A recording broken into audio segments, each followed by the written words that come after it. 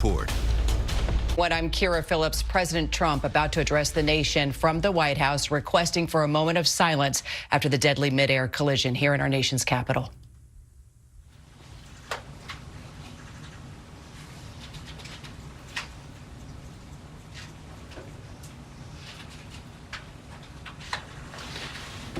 Thank you very much.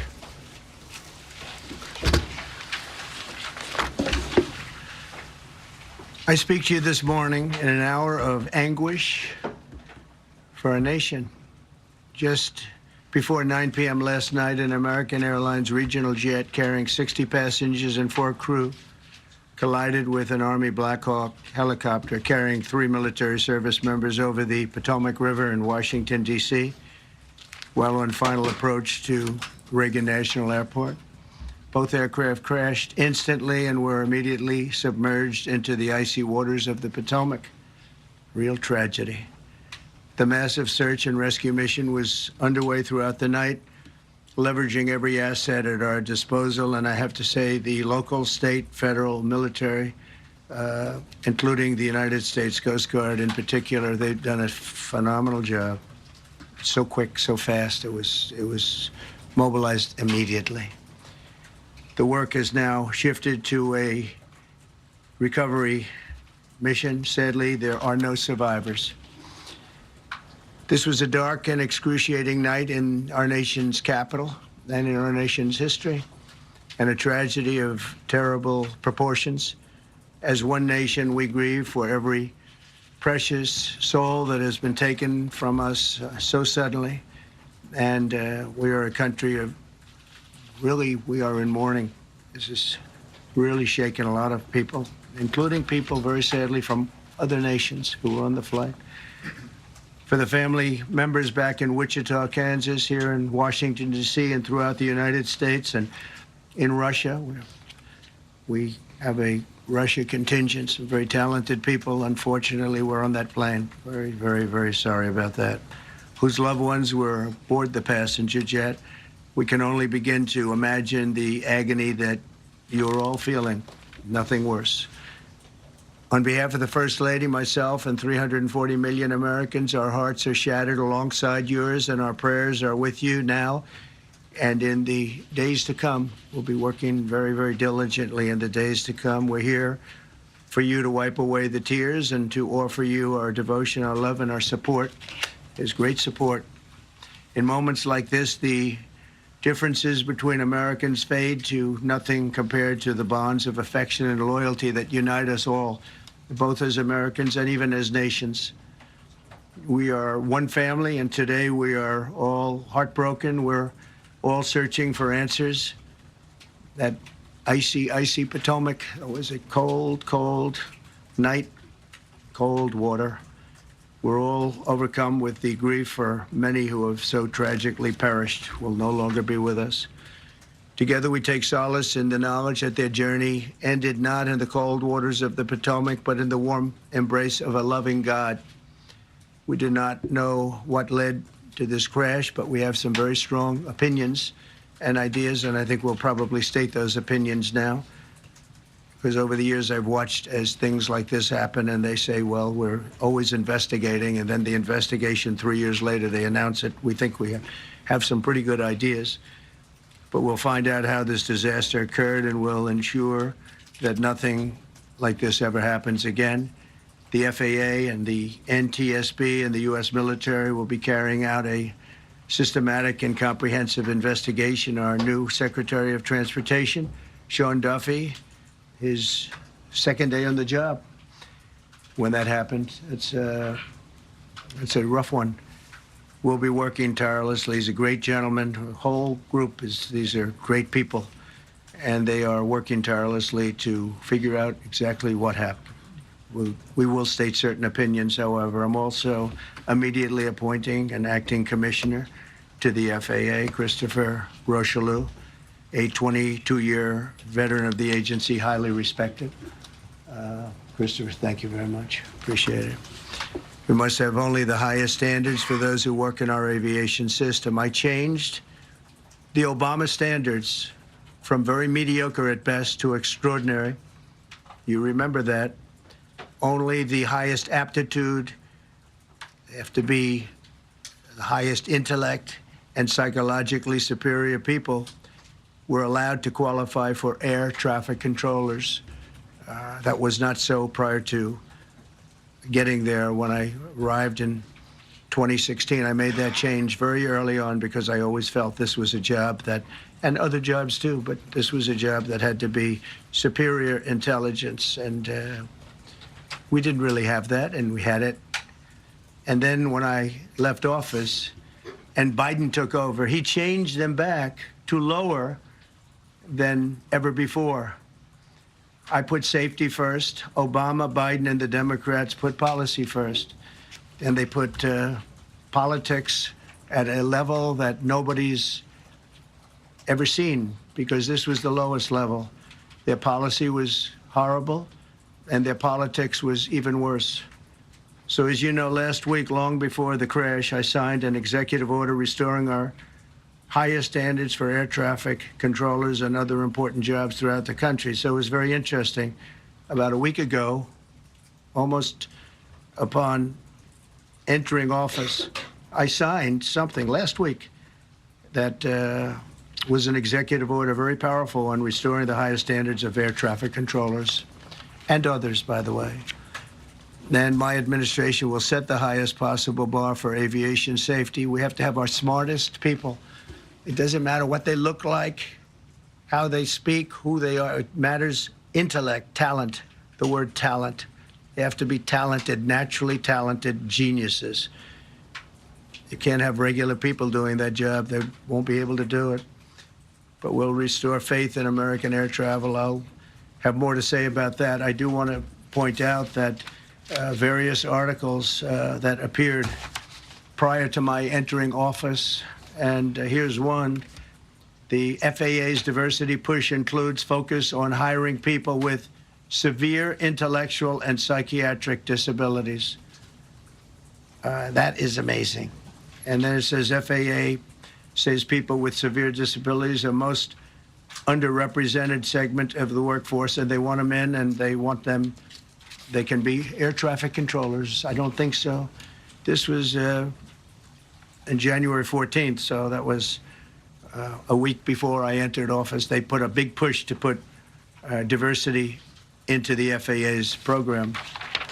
Then another article, the Federal Aviation Administration, this was before I got to office, recently, second term. The FAA is actively recruiting workers who suffer severe intellectual disabilities, psychiatric problems, and other mental and physical conditions under a diversity and inclusion hiring initiative spelled out on the agency's website. Can you imagine? These are people that are, I mean, actually, their lives are shortened because of the stress that they have.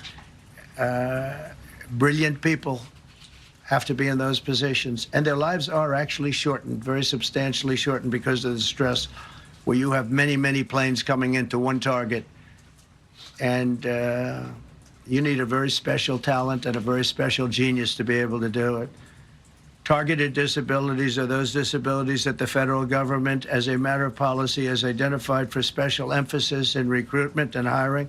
The FAA's website states they include hearing, vision, missing extremities, partial paralysis, complete paralysis, epilepsy, severe intellectual disability, psychiatric disability, and dwarfism all qualify for the position of a controller of airplanes pouring into our country, pouring into a little spot, a little dot on the map, a little runway. The initiative is part of the FAA's diversity and inclusion hiring plan. Think of that. The initiative is part of the FAA's diversity and inclusion hiring plan, which says diversity is integral to achieving FAA's mission of ensuring safe and efficient travel. I don't think so. I don't think so. I think it's just the opposite. The FAA website shows that the agency's guidance on diversity hiring were last updated on March 23rd of 22. They wanted to make it even more so. And then I came in, and I assume maybe this is the reason. The FAA which is overseen by Secretary Pete Buttigieg. A real winner. That guy's a real winner. Do you know how badly everything's run since he's run this Department of Transportation? He's a disaster. He was a disaster as a mayor. He ran his city into the ground, and he's a disaster now. He's just got a good line of bullshit. The Department of Transportation, his government agency charged with regulating civil aviation. Well, he runs it, 45,000 people, and he's run it right into the ground with his diversity. So I had to say that it's terrible. Then it's a group within the FAA, another story, determined that the workforce was too white, that they had concerted efforts to get the administration to change that and to change it immediately. This was in the Obama administration just prior to my getting there. And we took care of African Americans, Hispanic Americans. We took care of everybody at levels that nobody's ever seen before. It's one of the reasons I won. But they actually came out with a directive, too white. And we want the people that are competent. But now we mourn and we pray and would like to ask all Americans to join me in a moment of silence as we ask God to watch over those who have lost their lives and bring comfort to the loved ones. And I just want to say God bless everyone in this room. This has been a terrible, very short period of time. We'll get to the bottom of it. So we all saw the same thing. We've seen it many times. I've had the honor of hearing tapes. Tapes are scary, very scary tapes. You had a airliner coming in, American Airlines. He was doing everything right. He was on track. He was the same track as everybody else. They came in. It's probably the same track as they've had for 25 years or more. He's coming in the path. And for some reason, he had a helicopter that was at the same height, obviously when they hit, but pretty much the same height, and going at an angle that was unbelievably bad. When the air traffic controller said, do you see, he was talking about, do you see him? But there was very little time left when that was stated. And then also, he said, follow him in. And then almost immediately after that, seconds after that, there was the crash that took place. Well, you follow him in. That means like everything's fine. Follow him in. You had a pilot problem from the standpoint of the helicopter. I mean, because it was visual. It was a very clear night. It was cold but clear, and clear as you could be. The American Airlines plane had lights blazing. They had all of their landing lights on. I could see it from the Kennedy Center tape. We had a tape up on the Kennedy Center. That seems to be the primary. Thus far, I'm sure we'll see other tapes because it's such an area where there are a lot of cameras looking up into the air, into space. So we'll probably see many other shots of it before too much time goes by. But we had a situation where you had a helicopter that had the ability to stop. I have helicopters. You can stop a helicopter very quickly. It had the ability to go up or down. It had the ability to turn. And the turn it made was not the correct turn, obviously. It did somewhat the opposite of what it was told. We don't know that would have been the difference because the timing was so tight. It was so little. There was so little time to think. But what you did have is you had vision. The helicopter had vision of the plane because you had vision of it all the way, perfect vision of it all the way from at Kennedy Center where the tape was taken. And for some reason, there weren't adjustments made. Again, you could have slowed down the helicopter substantially. You could have stopped the helicopter. You could have gone up. You could have gone down. You could have gone straight up, straight down. You could have turned. You could have done a million different maneuvers. For some reason, it just kept going and then made a slight turn at the very end, and by that time it was too late. They shouldn't have been at the same height, because if it was at the same height, you could have gone under it or over it, and nobody realized, or they didn't say that it's at the same height. At the same height, still wouldn't have been great, but you would have missed it by quite a bit. Could have been 1,000 feet higher. It could have been 200 feet lower. But it was exactly at the same height, and somebody should have been able to point that out. So all of this is going to be studied, but it just seems to me, from a couple of words that I like to use, the words common sense, some really bad things happened, and some things happened that shouldn't have happened. So you had a helicopter going in an identical direction. You had a helicopter that was at the exact same height as somebody going in essentially the opposite direction. You had a plane that was following a track, which is a track that every other plane followed. And I don't imagine, I know I've heard today that they might have been following the preceding plane, which was pretty close, but not that close, the preceding plane. But you wouldn't have even been able to see that because of the direction that the helicopter was coming in at. So you had a confluence of bad decisions that were made, and you have people that lost their lives, violently lost their lives. We're going to take a few questions. I'd like to ask our new Secretary of Transportation to say a few words. Sean Duffy, great gentleman, just started. It's not your fault, and I know you agree with me very strongly on intellect and even psychological well-being of the air traffic control. It's such an important position, and I think I can't emphasize stronger. I changed it when I first ran in 2016. I changed it.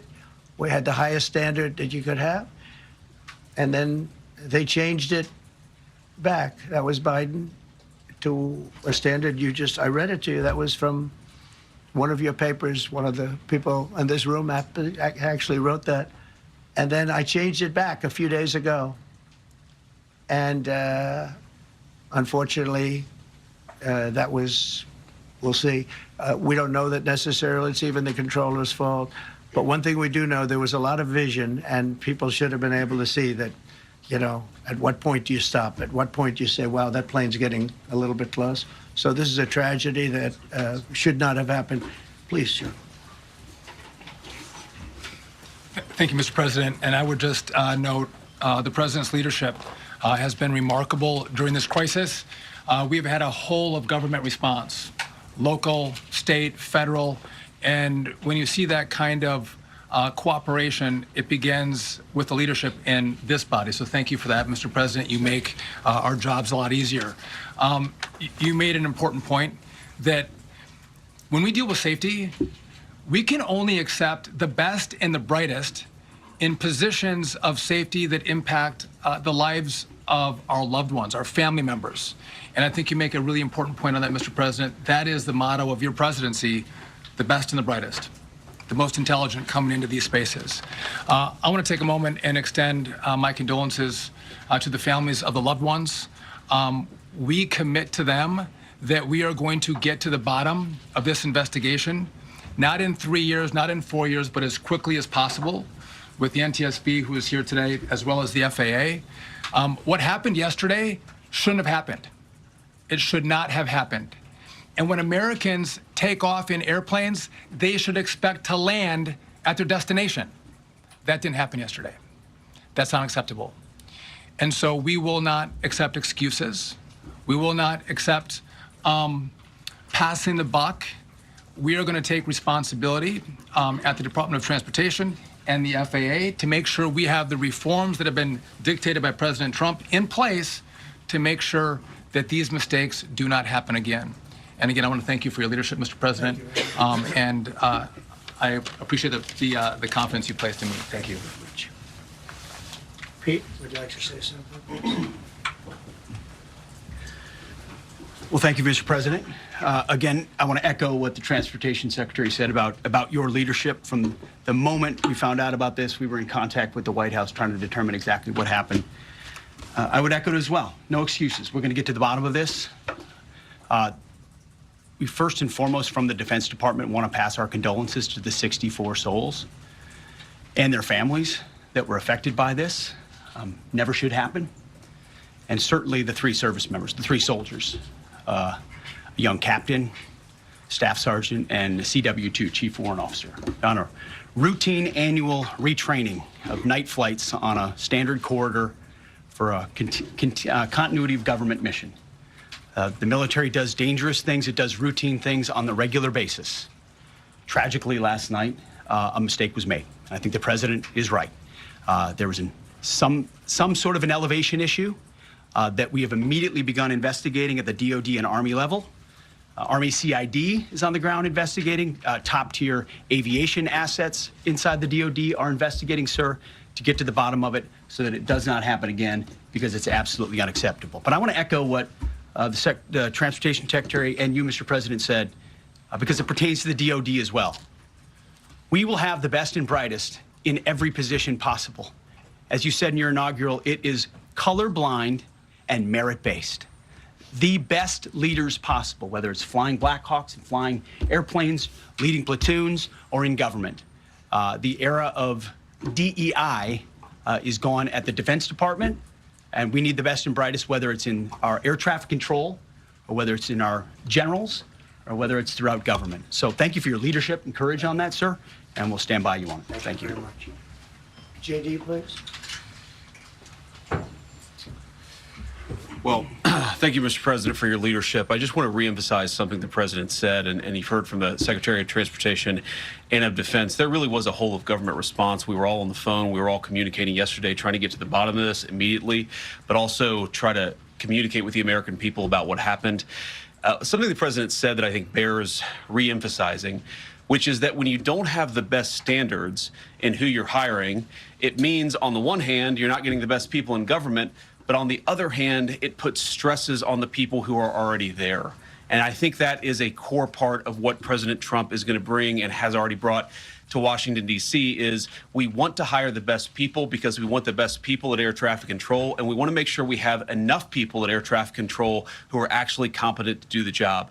If you go back to just some of the headlines over the past 10 years, you have many hundreds of people suing the government because they would like to be air traffic controllers, but they were turned away because of the color of their skin.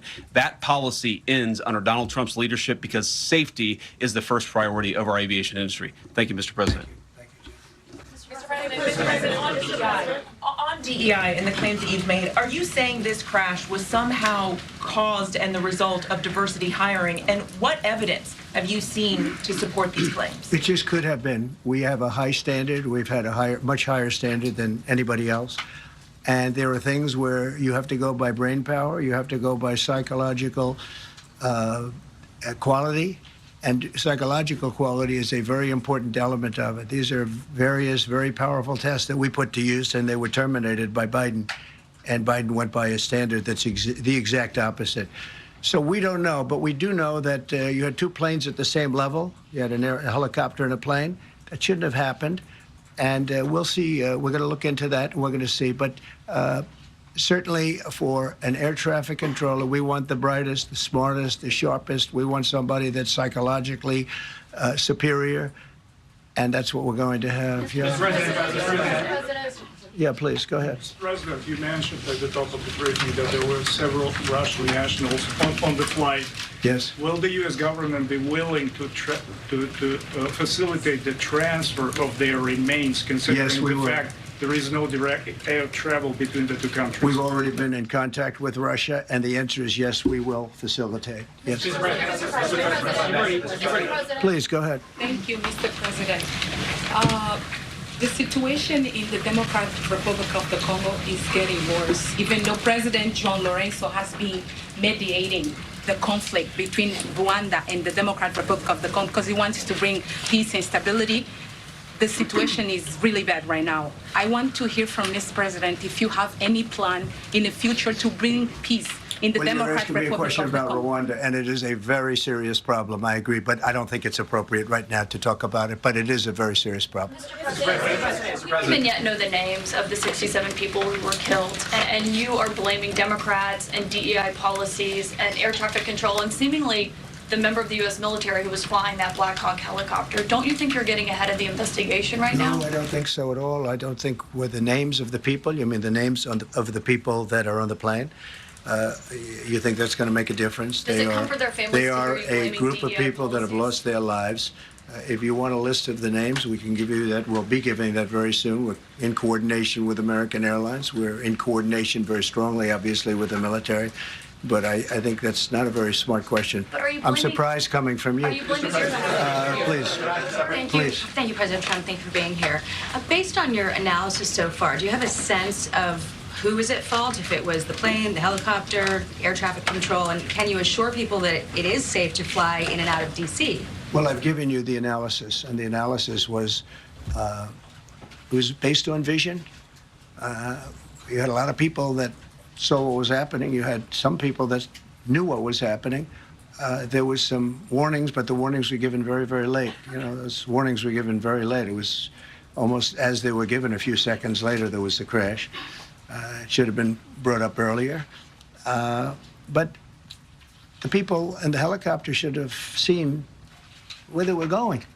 I can't imagine people with 20/20 vision not seeing, you know, what's happening up there. Again, they shouldn't have been at the same height. You're going in reverse directions or sideway directions. Obviously, you want to be at different heights. I see it all the time when I'm flying. You have planes going in the opposite. They're always lower. We're higher.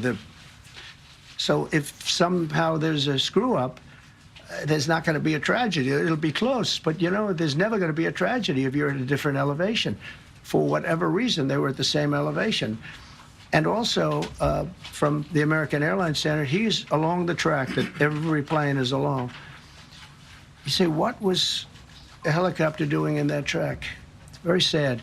But visually, somebody should have been able to see and taken that helicopter out of play, and they should have been at a different height. Thank you, sir. You mentioned the Russians that were on board that plane. What other nationalities were on board that passenger jet? There were a couple of others. We're going to be announcing it in about an hour. We have some very specific information. We're calling the countries. We've spoken to most of them, but there were some other countries represented. Mr. President, have you spoken to President Putin? I have not, no. Mr. President, on your executive order. Not about this.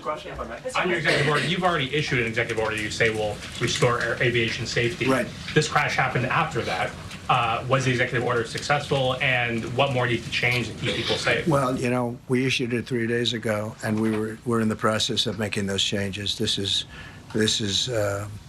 something that should have been done a long time ago. Actually, my original order should have never been changed, and I think maybe you wouldn't have had this problem. Maybe.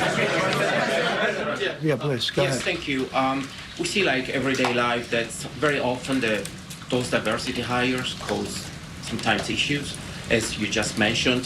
So what plan do you have? Are we going to see some fire? Are you going to fire some of those diversity hire in the federal government? What's plan do you have? I would say the answer is yes. If we find that people aren't mentally competent, you see the language. The language is put out by them. And if you see that, I'm not going to bore you by reading it again, but these are not people that should be doing this particular job. They'd be very good for certain jobs, but not people that should be doing this particular job. Mr. President, you have today blamed the diversity elements, but then told us that you weren't sure that the controllers made any mistake. You then said perhaps the helicopter pilots were the ones who made the mistake. It's all under investigation. I understand that. That's why I'm trying to figure out how you can come to the conclusion right now that diversity had something to do with this crash. Because I have common sense, okay? And unfortunately, a lot of people don't. We want brilliant people doing this. This is a major chess game at the highest level. When you have 60 planes coming in during a short period of time, and they're all coming in different directions, and you're dealing with very high-level computer work and very complex computers. And one of the other things I will tell you is that the systems that were built, I was going to rebuild the entire system, and then we had an election that didn't turn out the way it should have. But they didn't build the systems properly. They spent a lot of money renovating a system, spending much more money than they would have spent if they bought a new system for air traffic controllers, meaning the computerized systems. There are certain companies that do a very good job. They didn't use those companies. They used companies that should not have been doing it. No, I think it's very important to understand that for some jobs, and not only this, but air traffic controllers, they have to be at the highest level of genius. Okay. I want to ask you about the ice skaters in a moment because the U.S. Ice Skating Committee was affected. But first, if I can, the cited FAA text that you read is real. But the implication that this policy is new or that it stems from efforts that began under President Biden or the Transportation Secretary Pete Buttigieg is demonstrably false. It's been on the FAA's Who said website. That, you? No, it's on the website, the FAA's website. It was there in 2013. It was there for the entirety. What I read. It was there for the entirety of your administration Nice and too. easy. So my question is, why didn't you change the policy during your first I administration? did change it. I changed the Obama policy, and we had a very good policy. And then Biden came in, and he changed it. And then when I came in 3 days ago, I signed a new order bringing it to the highest level of intelligence. Okay. It was on the website. Please. Quiet. Welcome back to the. I'm sorry. You mentioned that a vision was probably the problem that was at issue in this crash. There's been some reports that one of the pilots in a helicopter may have been using night vision equipment. Was there any indication? I heard that. We don't know. We're going to know that pretty soon. It may change your view plane if you do have the night vision. So it's very possible that could have happened. That would be maybe a reason why you wouldn't actually see as well as on a clear night. You can see sometimes better without it. Have a couple of more. Mr. President, is it helpful to have your Secretary of Transportation confirmed, and does this intensify your interest in getting other nominees confirmed quickly? Go to what? Is it helpful to have your Secretary of Transportation confirmed, and does this intensify your interest in getting other nominees confirmed quickly as well? Well, sure. We want fast confirmations. And the Democrats, as you know, are doing everything they can to delay them. They've taken too long.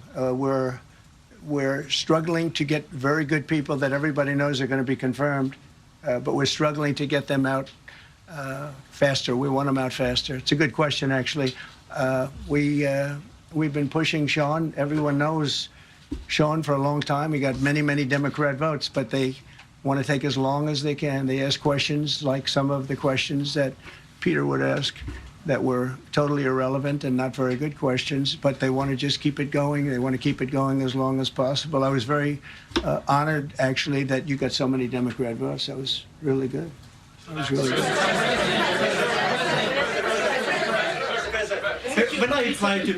When I apply to meet with the families, and second question, is it your impression that military training was done during that time? The what? The training that the helicopter was involved in. Is it anything you can tell us about You that? don't know. These are the things that will come up with the investigation. You don't know, but the helicopter obviously was in the wrong place at the wrong time, and a tragedy occurred. Please. Thank you, Mr. President. I've got a question about the. No, go ahead, please. Thank you, Mr. President. You've been critical of the current regulations, and you've called for big reforms at FAA. I'm curious, sir, I made the reforms, actually. What is your message? 3 days ago, I made them. Yes, sir. What is your message then to the American public in the weeks and months ahead? Should they feel hesitant to fly? And if you could clarify perhaps something that the Defense Secretary said when he said that this helicopter was on a continuity of government mission? I don't know what that refers to, but they were practicing. They do that. They call it practicing, and they were, and that's something that should be done. It's only continuity in the sense that we want to have very good people, and that has to be in continuity, and that's what they refer to. But it was basically practice, and it was a practice that worked out very, very badly. Okay.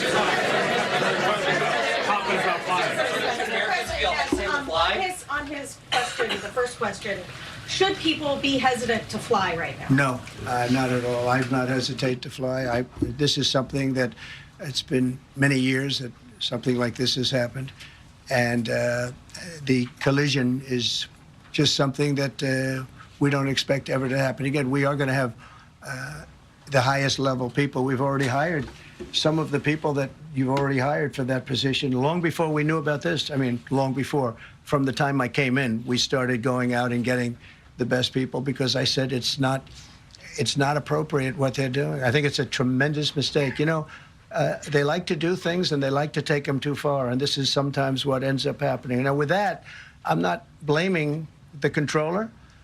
I'm saying there are things that you could question, like the height of the helicopter, the height of the plane being at the same level and going in opposite directions. It's not a positive. But no, we're already hiring people. No, flying is very safe. We have the safest flying anywhere in the world, and we'll keep it that way. Thank you all very much. Thank you very much, everybody. Okay, yeah, hold on. An hour of anguish for our nation. No survivors. 64 passengers and crew on board that American Airlines flight.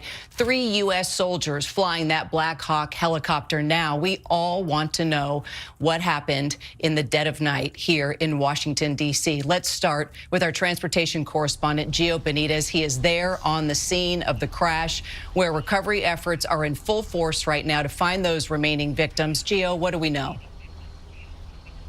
So, Carol, let's take this step by step with what we know exactly. It started with this American Airlines plane originally scheduled to land on runway 1. That is the biggest runway here. It is also the busiest runway in the country. It is just nonstop. At the last moment, air traffic control changed that to runway 33. Now, we don't know exactly why, but we do know that that was pretty commonplace. This happens all the time here at this airport. The American Airlines CEO says that everything was looking normal on approach as they were landing. Then it gets to the helicopter, and this is the Black Hawk. And that Black Hawk was at 350 feet. And for some reason, it seemed to be heading toward the plane. And again, we don't know why that happened either, but we do know that air traffic control actually said to the Black Hawk pilot, "Do you see the plane?" And they confirmed that they saw the plane, or at least a plane. And we just don't know if there was any confusion there in the Black Hawk at the time. We know that there were three different soldiers there in the Black Hawk conducting this training mission. That doesn't mean they were inexperienced. It just means that this is sort of like a routine training that the military is always doing. And at that point, that's what we don't know. What happened? Did they get confused? And so there are many questions about that particular moment with the Black Hawk Kira. Gio, stay with us. Also with us, pilot and aviation consultant Steve Ganyard. Steve, I understand from the tower audio that the Army pilot did confirm twice that he had eyes on the American Airlines plane. Could flying on night vision goggles in an urban environment with lots of light sources, ambient light, have caused him to misidentify the airline traffic? Kara, the short answer is yes, but it would have happened perhaps whether they were on night vision goggles or not. Being at that altitude and being asked to pick out something that is either moving or flashing or looks very much like the background as they were coming in, they would have been looking at the lights of, say, Alexandria on the other side of the river. And so obviously they thought they had the airplane, they thought they had their interval, the regional jet in sight, but they clearly did not. I think one of the things that we need to come back to here is, as Gio pointed out, this crew said, we see the airplane and we assume responsibility for visual separation, meaning that the crew of that helicopter, believing that they had the airplane in sight, said, we will make sure that we stay behind him and we will not get in his way. So that boils down to who's at fault here, and if that is the case, then we need to figure out why. Gio brought up some things that the president also brought up. Were they at the right height? They were supposed to be staying at 200 feet or below as they transit on the route along the river. So that will be a question. The president brought up that perhaps the direction from the controller was late. That may be something else that they'll want to look at, but the fact that the Black Hawk pilots assumed responsibility puts it back, the onus back on them to make sure that no midair occurred. So now we have to figure out what happened, but it's quite easy for any pilot who has ever flown at night to understand how the crew in that Black Hawk helicopter may have thought that what they saw was the airplane that they were supposed to follow, when in fact it was either another airplane somewhere else or a light on the ground. So this is not something, it's probably human error, but it's also something that has happened many times in the past in aviation, and it's something that the FAA is going to have to go back and look at in terms of separating helicopter traffic and fixed-wing traffic coming into DCA.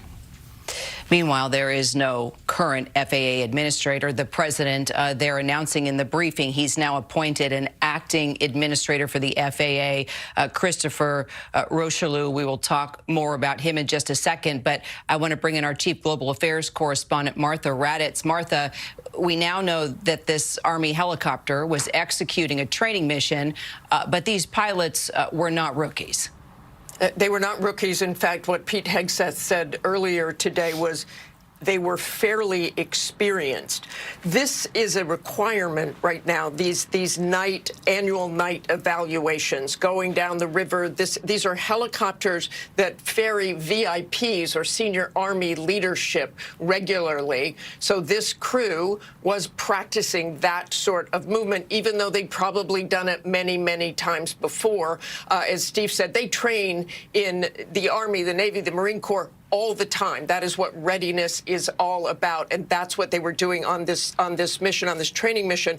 But today, President Trump's Army Secretary nominee, Daniel Driscoll, said there are appropriate times to take risk and there are inappropriate times to take risk. I think we might need to look at where is an appropriate time to take training risk, and it may not be near at an airport like Reagan, where the airplane was hit. But Hegseth said very, very clearly today a mistake was made, and they were clearly pointing the finger at the helicopter, although the president kept referencing air traffic control as well. He also said something that stood out to me, which I have not heard, which they were going in opposite directions, because we have been told that they were both in that landing pattern. So I don't know where that particular comment came from, but it's something that they will look at. They will look at everything. Clearly, the administration wants to get information out as soon as possible, Kara. Martha, thank you. Let's bring in our chief White House correspondent, Mary Bruce. She was inside that briefing. She's in the briefing room now. Mary, just 10 days into his presidency, Trump is taking on his first national tragedy and wasting no time bringing up diversity hires into the conversation here as a possible cause of this crash with no evidence at all. And you challenged the president on that.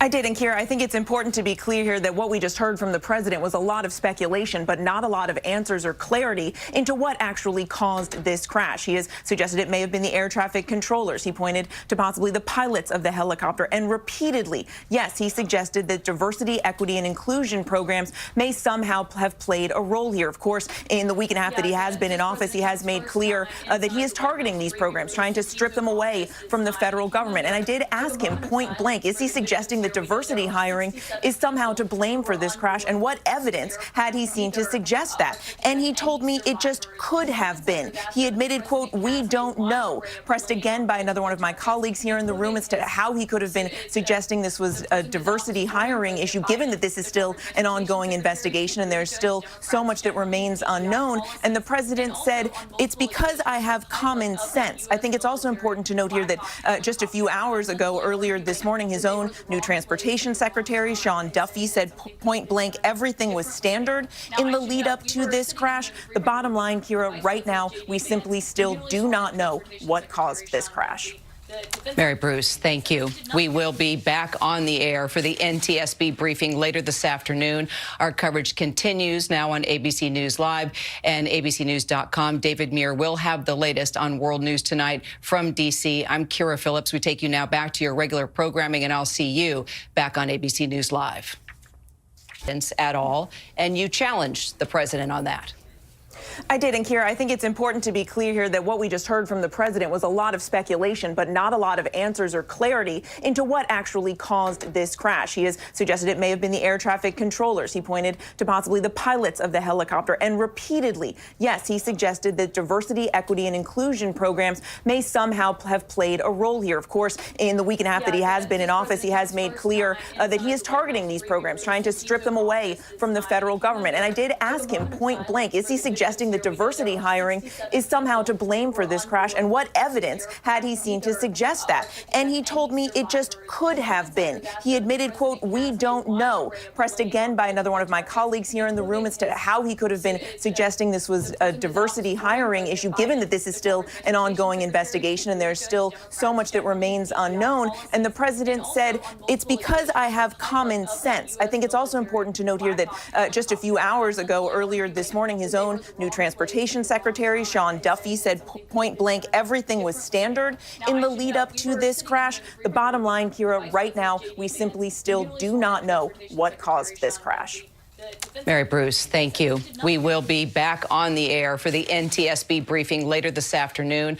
Our coverage continues now on ABC News Live and abcnews.com. David Muir will have the latest on World News Tonight from D.C. I'm Kira Phillips. We take you now back to your regular programming, and I'll see you back on ABC News Live. This has been a special report from ABC News.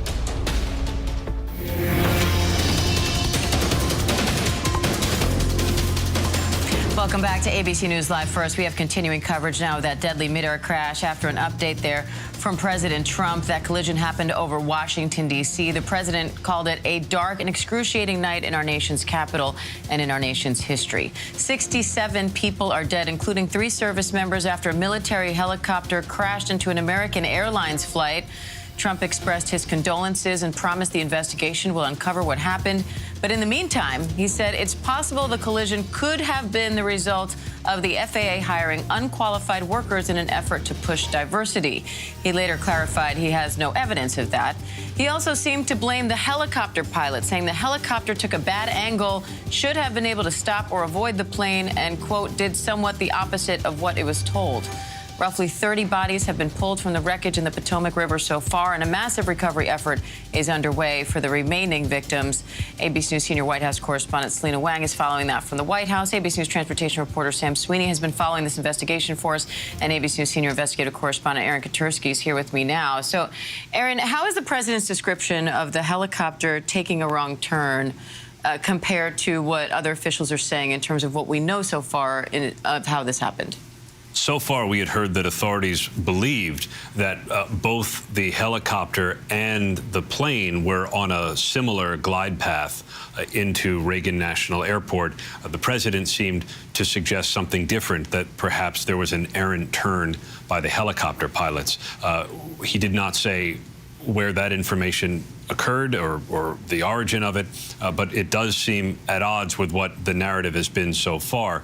Something happened where air traffic control, according to the audio that we've heard, was in contact with the helicopter, affirming that the pilots aboard the helicopter saw the aircraft. They affirmed that they had seen the aircraft. It's possible, using night vision goggles, that the pilots may have become disoriented. That's going to be a key early focus of the investigation. And I want to bring in our international affairs correspondent, Martha Raddatz, because, Martha, you have been along on these training missions sometimes when they are using these night vision goggles.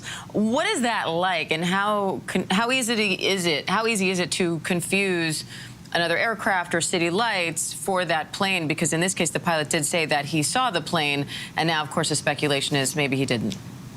I have not only been on training exercises, but I've been in combat zones in those helicopters, flying at night, very dark, trying to keep a low profile with the crew on those night vision goggles. It is definitely harder to fly any aircraft with those night vision goggles because sometimes the lights and the lights of the city and like we are seeing there, the lights behind could have confused the pilot somehow.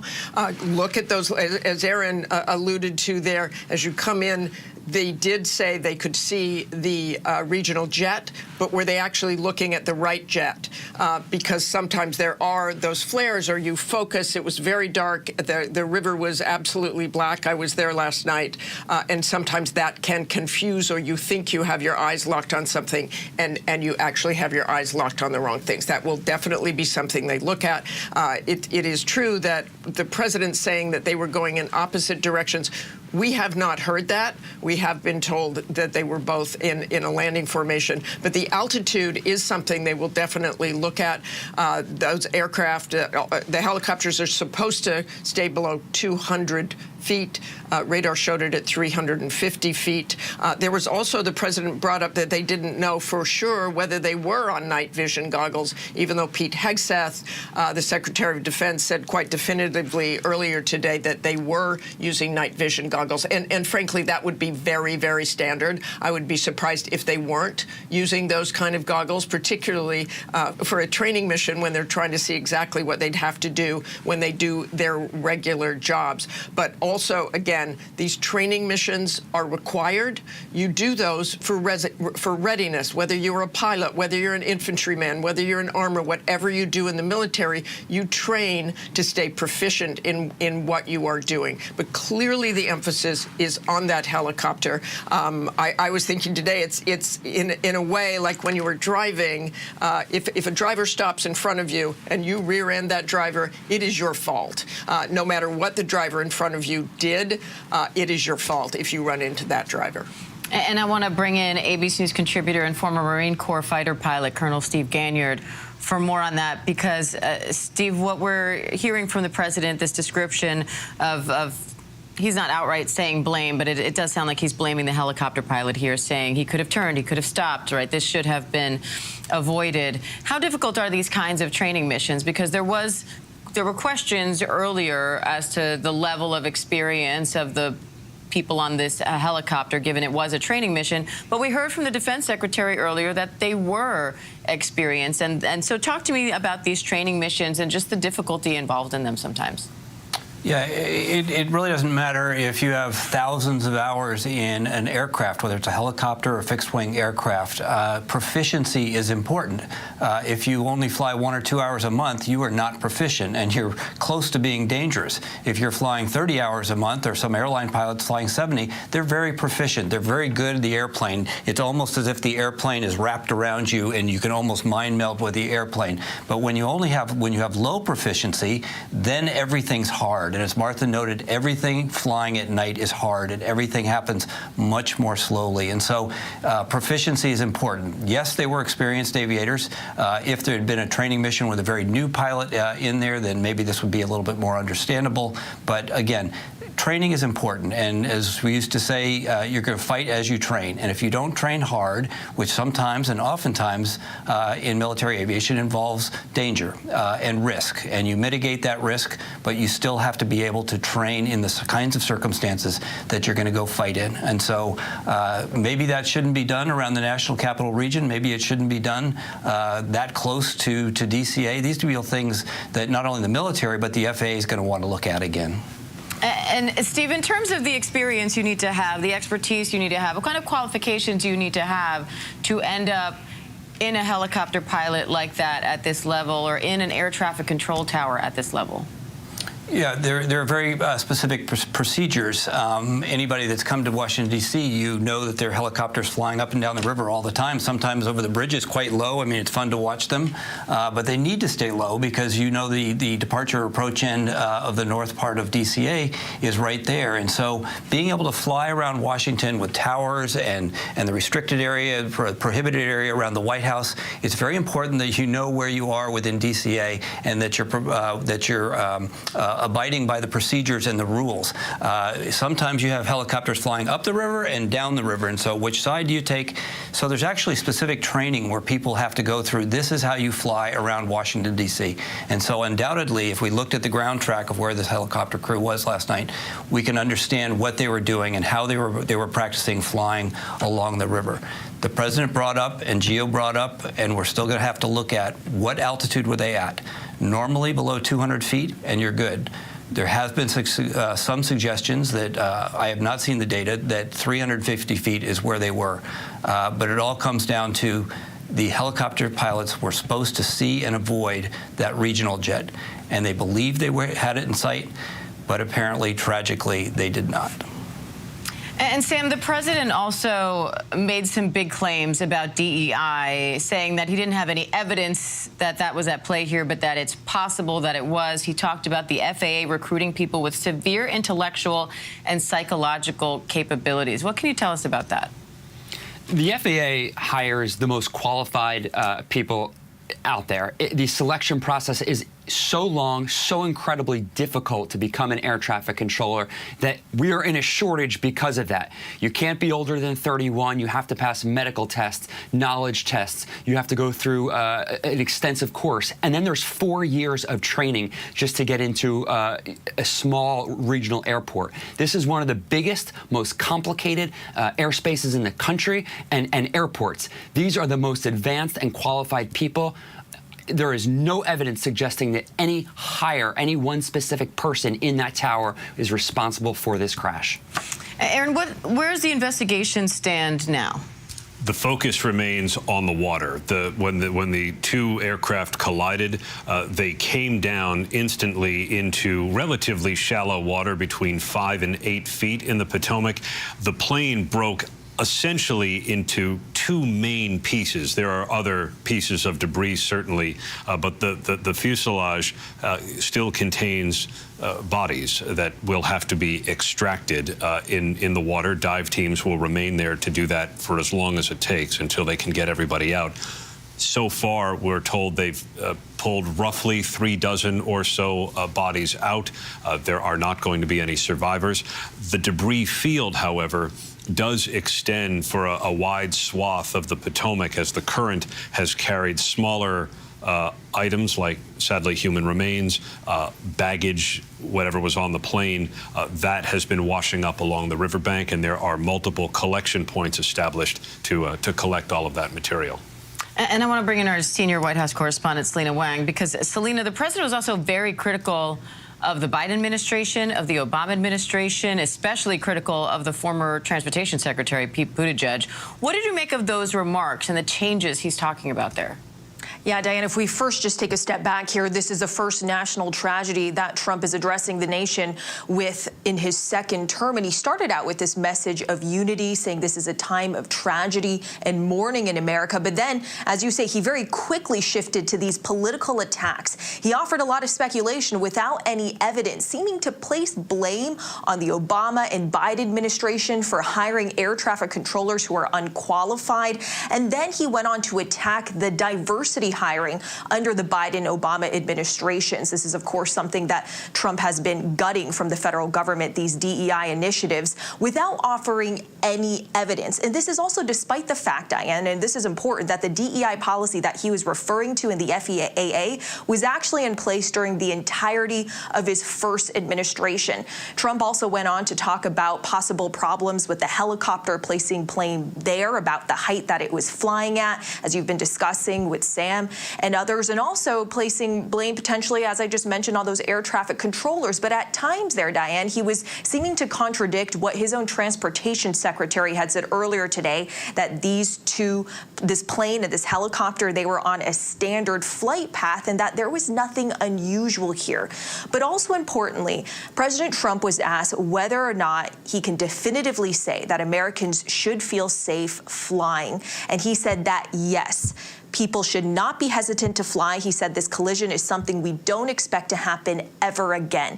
He also wanted to make clear that this investigation is not going to take years, that they want to move very swiftly here.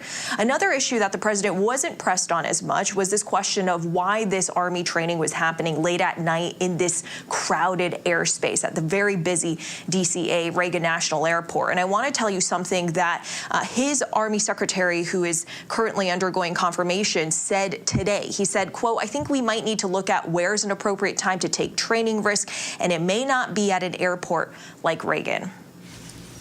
And I want to bring in our transportation correspondent, Gio Benitez, who's there in D.C. as well, because Gio, one of the things the president also said was that the plane and the helicopter were at the same height, and he's saying someone should have pointed that out. Is there any indication that there was a communication breakdown here? Well, at this point, we just don't know, because what we do know is that the helicopter is, in fact, supposed to be under 200 feet. So that we know, and it was, for some reason, at 350 feet. Now, what we do know is that there was a change in runways, Diane. So originally, this American Airlines plane was supposed to land on runway 1. That is the biggest runway here at DCA. It's also the busiest runway in the country. They switched that to runway 33, which is a smaller runway. There's nothing really unusual about that, but that instruction would have happened on air traffic control audio. So the Black Hawk would have heard that instruction. Then you hear the air traffic controller asking the Black Hawk if they have eyes on the plane and if they can see it. The Black Hawk pilot confirmed that they, in fact, could see the plane. Now, were they looking at another plane? We don't know that, but we do know, just based on what you're seeing, is that it appears as if the Black Hawk is heading straight toward the plane for some unknown reason. So there are so many questions about that, especially with the same height. So we don't know what kind of confusion happened. Were they maybe disoriented in some way? We know that there's been talk of the night goggles. We don't know what that could have played here, but there's so many questions specifically about that moment with the Black Hawk and those final seconds there, quite frankly. It really was just seconds. And Martha, when we hear training, sometimes we assume someone's a beginner. And in this case, these training exercises happen all the time. So why do them? What is the purpose of these training exercises, and why do them here? Well, specifically for this training mission, and they were experienced pilots and crew, a fairly young captain, fairly experienced, is exactly what Pete Hegseth said. But this was priority air transport. It comes out of Fort Belvoir, which is about 20 miles from the airport. And they usually ferry VIPs, senior Army leadership, to the Pentagon, which is, I think, less than a mile from the airport. So in that sense, it would be very important to know exactly how you do this and what the protocols are for doing a mission like that and to practice a mission like that. As Steve pointed out, you have helicopters over the river all the time. In fact, if you sit along the river on a normal day and you see those helicopters and you see the aircraft coming in, you know that those helicopters stay low to avoid them. But if you are flying those priority air transports, as they are called, you need to know how to do that. Now, going forward, after what the Selena Redd, the Army Secretary nominee, said, I don't know whether it's worth the risk to go near Reagan Airport. They may well change that, and they will figure out a way to keep training that unit, because it is an important unit, obviously, and flying VIPs or senior Army leadership or whoever they fly around, and know exactly how to do that, where they begin their mission, where they end their mission. And Selena, I understand the former Transportation Secretary is responding now. What is Pete Buttigieg saying to these allegations from President Trump? Yeah, he's directly responding to President Trump, suggesting and attacking his predecessors under the Biden and Obama administrations for hiring people that he said were unqualified to be air traffic controllers. So this is Buttigieg's statement. He is the former Department of Transportation head. He said, quote, despicable. As families grieve, Trump should be leading, not lying. We put safety first, drove down close calls, grew air traffic control, and had 0 commercial airline crash fatalities out of millions of flights on our watch. President Trump now oversees the military and the FAA. One of his first acts was to fire and suspend some of the key personnel who helped keep our skies safe. Time for the president to show actual leadership and explain what he will do to prevent this from happening again.